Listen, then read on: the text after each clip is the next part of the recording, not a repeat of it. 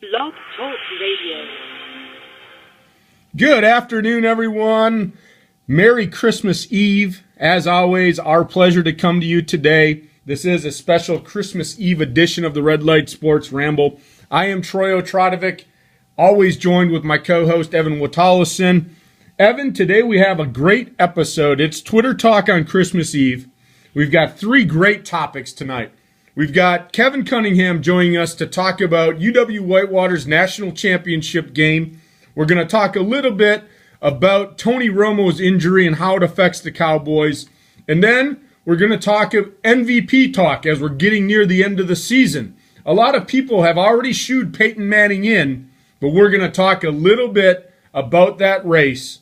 So with that said, as we have done every episode up until this point, I've got to turn it over to you, Evan, to get the Aaron Rodgers update because of our fans and the big game on Sunday. So take it away, Evan. What is the update with Mr. Rodgers? Well, the Aaron Rodgers update is that there really isn't an update. McCarthy indicated that yesterday in his press conference that he was going to make an announcement today. And as of 1 o'clock Central Time, I haven't heard what's going on with Rodgers, but rumor has it the Packers are waiting to see to make their announcement until after Santa Claus comes through the Green Bay area to see if they put a collarbone in Aaron Rodgers' stocking, and if they do, then new collarbone, he'll be good to go. That's great. Well, I hope Santa drops off a collarbone then, because I think we could use him on Sunday, but we'll see what happens. Yeah, I definitely think so as well. And, as you said in the intro, we do have Kevin joining us today, and he's here to talk about the 52-14 blowout victory that Whitewater had over Mount Union.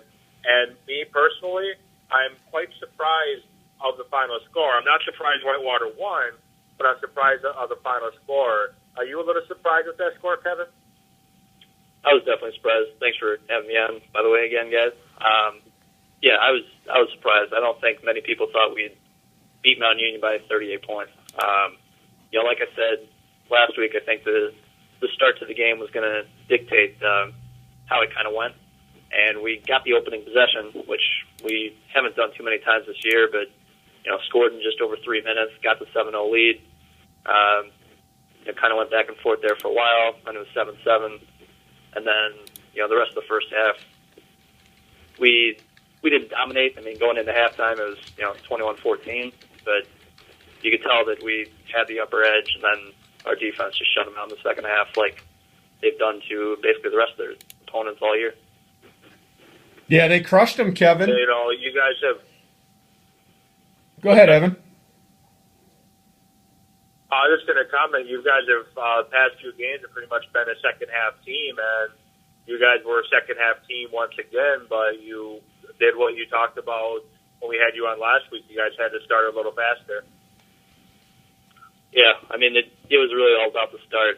I think the defense, once they realized that they could stop again a number one ranked offense. I think it was the third time all year that we played a top ranked offense coming into play against us, our defense, and they clearly answered the bell and, forced 4 turnovers, had a pick 6 at the end.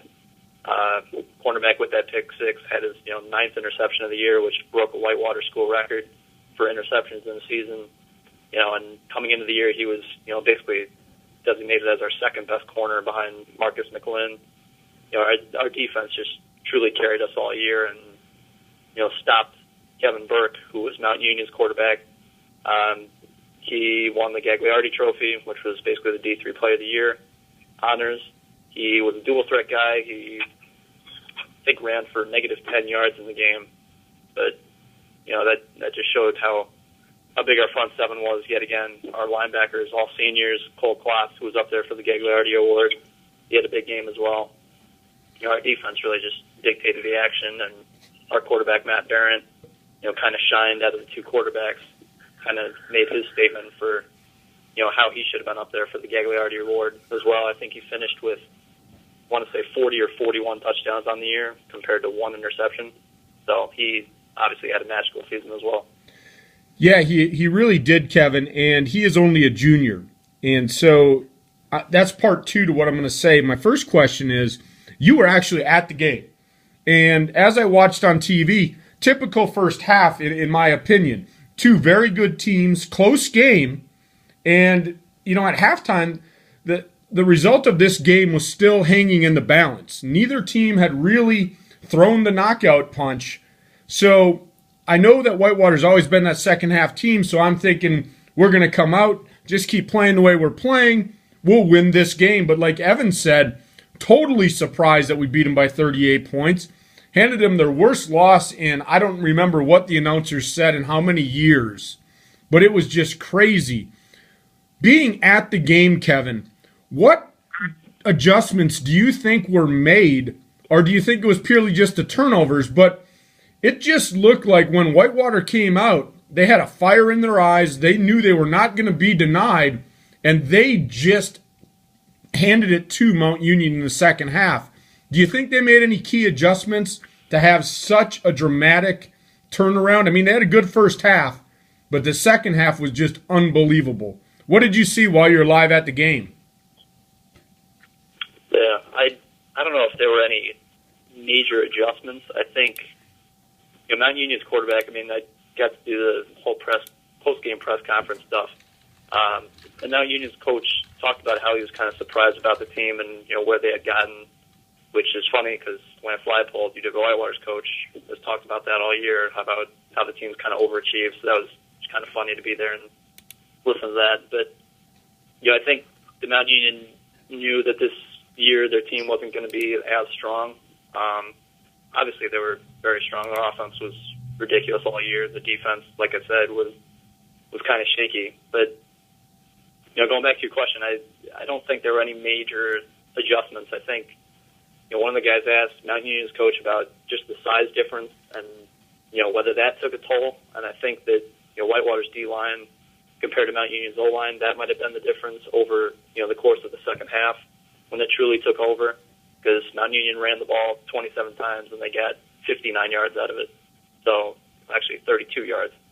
So, holding them to a basically 1 yard per carry average compared to our, 5 yards per carry average of, 41 times on the ground. I think it just showed that up front we were a much more physical team. And, that's what led to turnovers, which obviously when you have a +3 turnover differential in a game, most likely you're going to come out on top. Yeah, that's exactly what happened. I didn't. Hey, go ahead, Troy. No, I was going to say that's exactly what happened.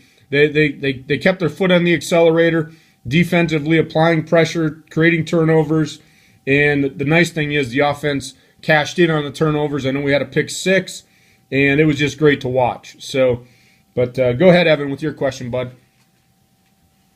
I was going to say, I didn't get to watch the whole game. I saw a small portion of it, and it looked like, like Whitewater was, I don't know if it was design runs or just the way the pressure was coming, that you guys are running the quarterback a little bit. Did that surprise you at all, that they were running your quarterback at all? Is he a dual threat quarterback?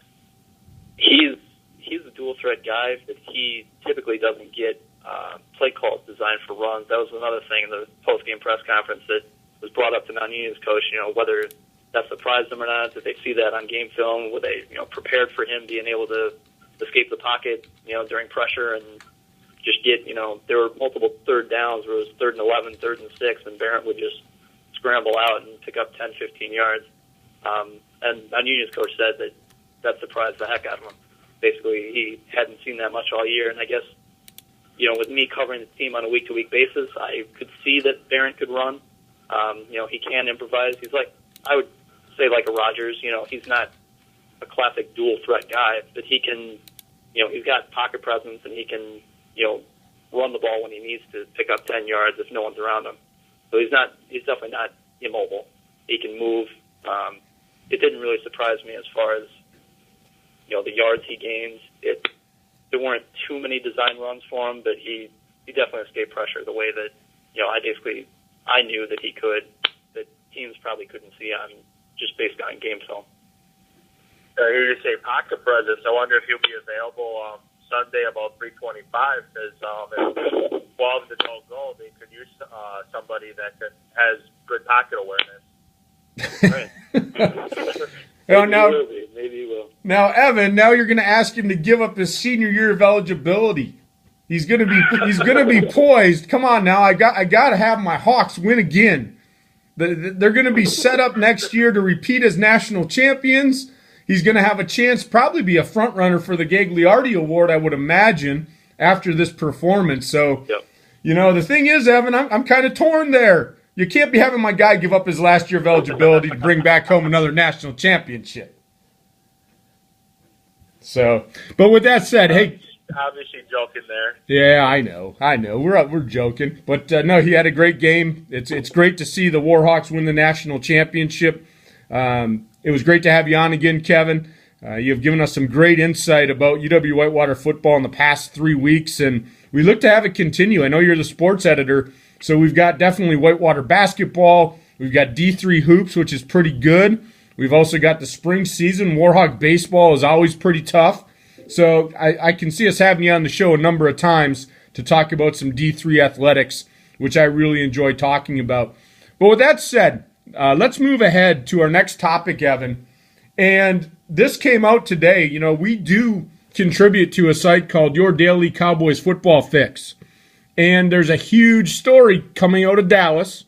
Tony Romo is injured.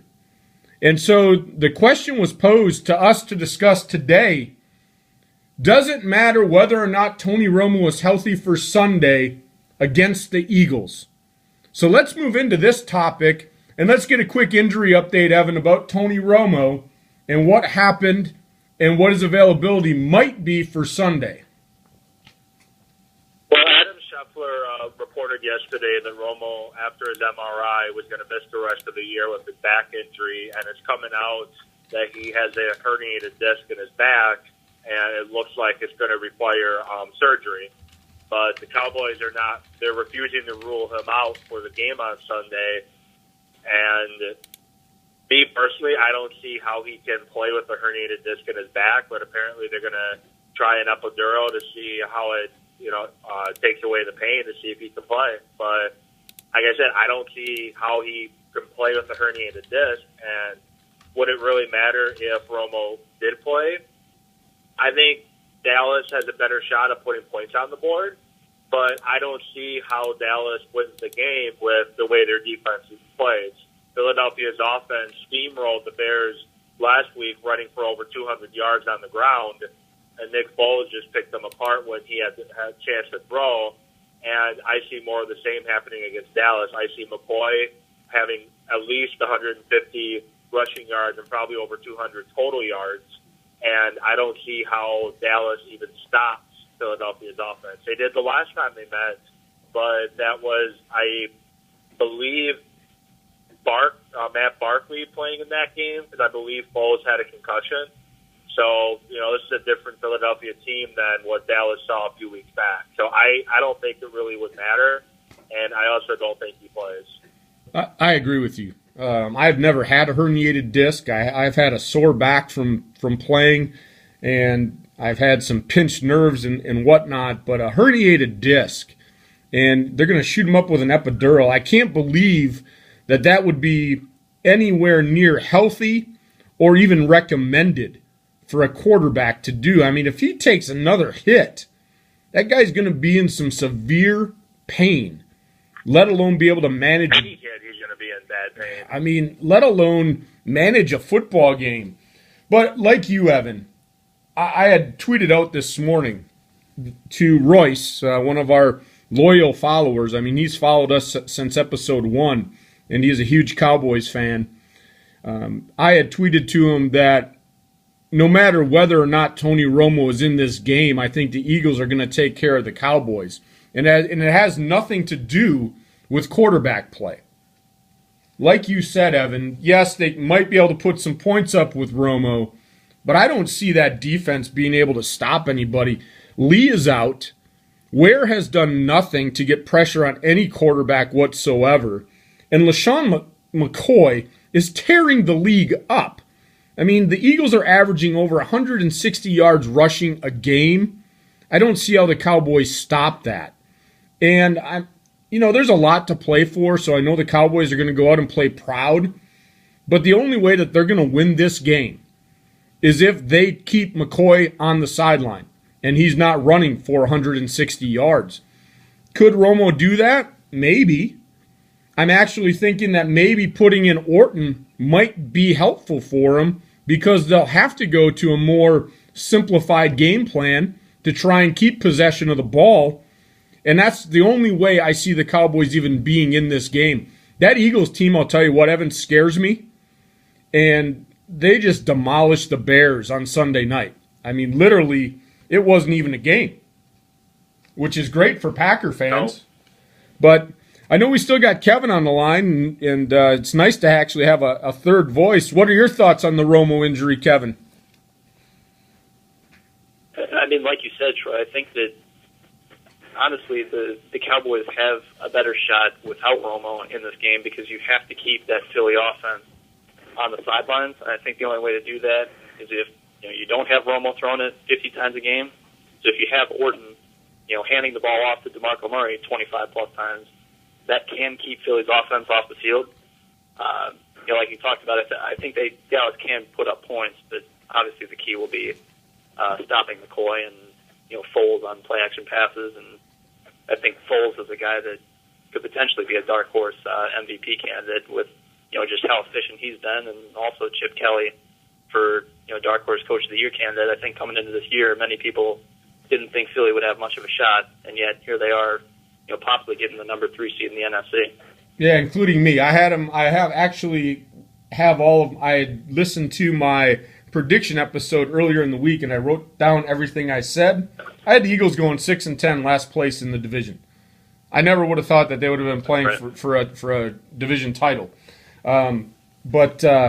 Yeah, definitely. And you had brought up something there. It shows you what kind of coach Chip Kelly is. Yeah, I mean, I'm going to give him props. I didn't think he'd adjust well, and bringing in his offense, we didn't know what to expect.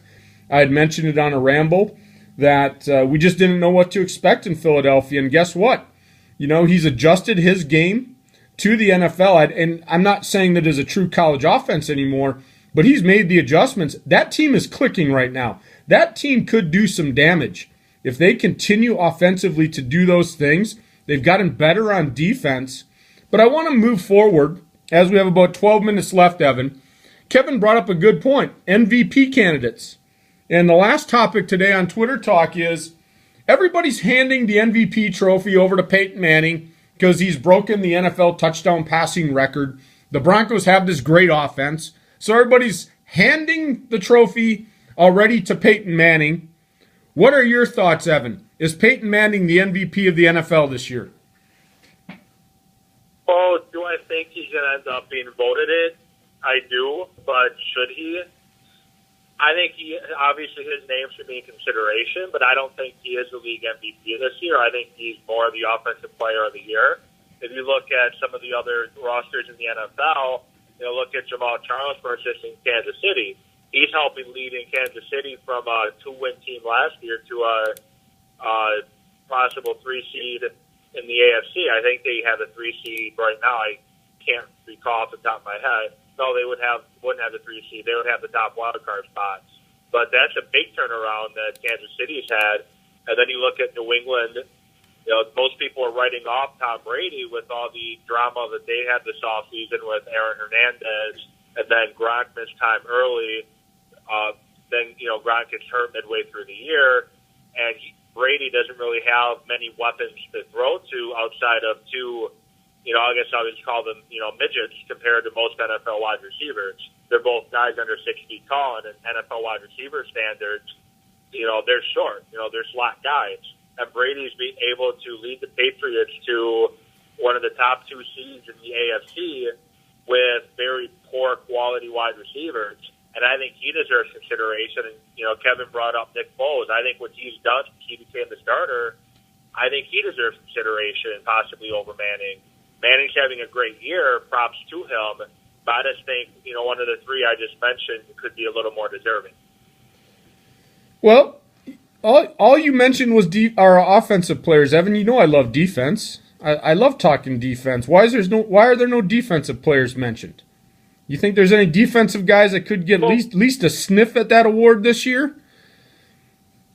Well, me personally, I don't see any defensive guys, really standing out to me. I look at the defensive players in the NFL, and I don't see anyone that just jumps off the page. Maybe Richard Sherman in Seattle.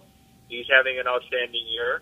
But I just don't see anyone that, leaps off the page on defense. And in order to, be a potential MVP on defense, you have to do something to stand out. And I just don't think there's anyone that's doing that in the NFL this year.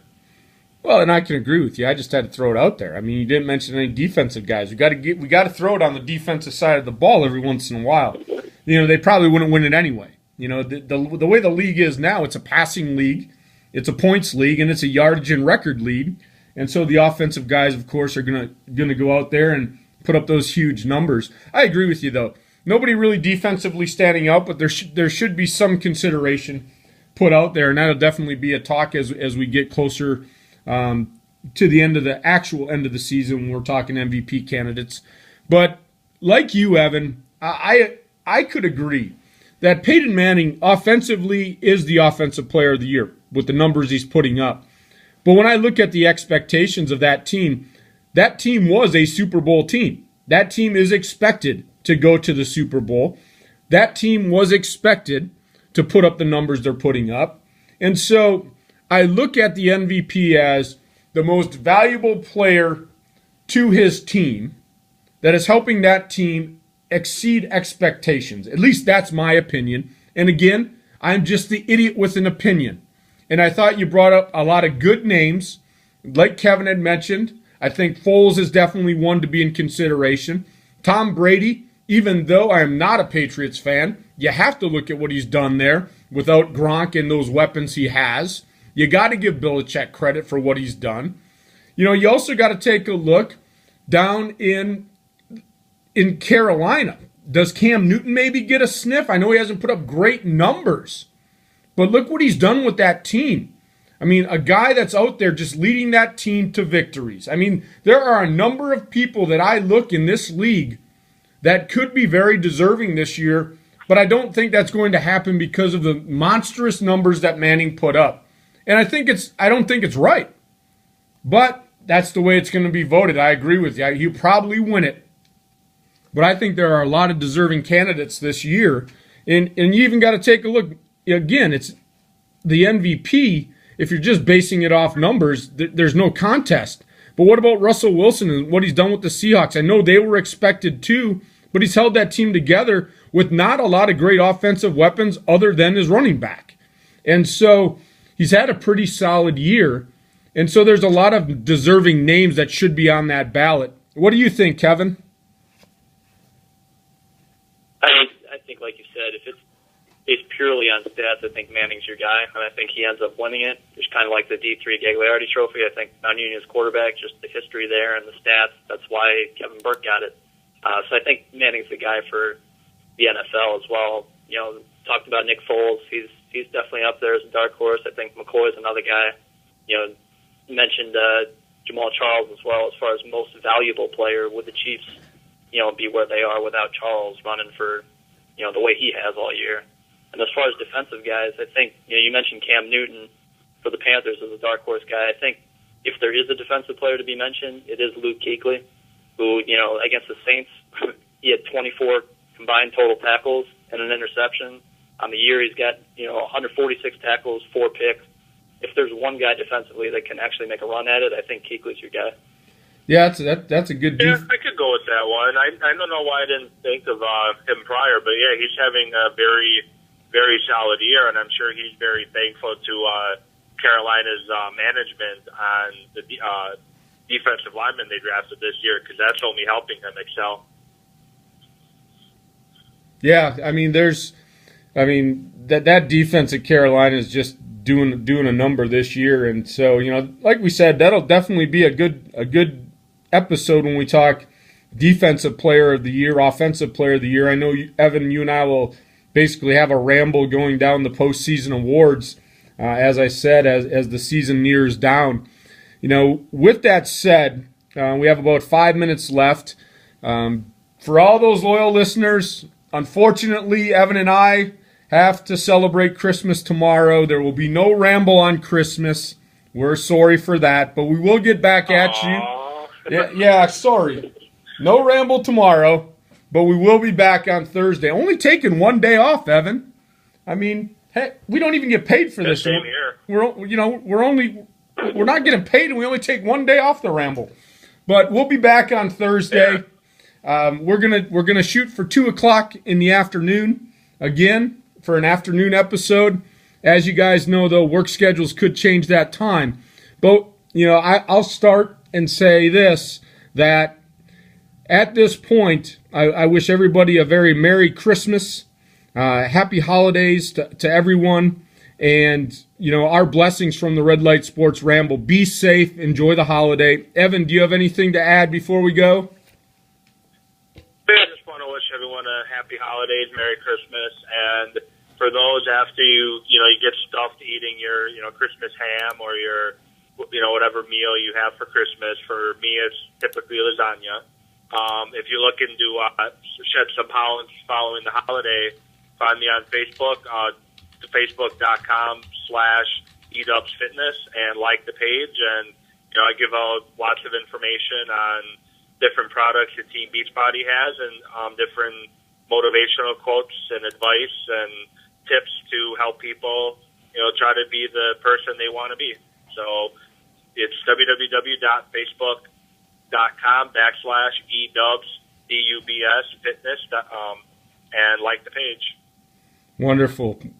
So, again, Kevin, we appreciate you coming on the show. Like I said, as we look into future episodes, Evan and I love talking D3 athletics. D3 athletics is huge in Wisconsin, so it's nice to be able to have a connection. I don't think it talked about enough either.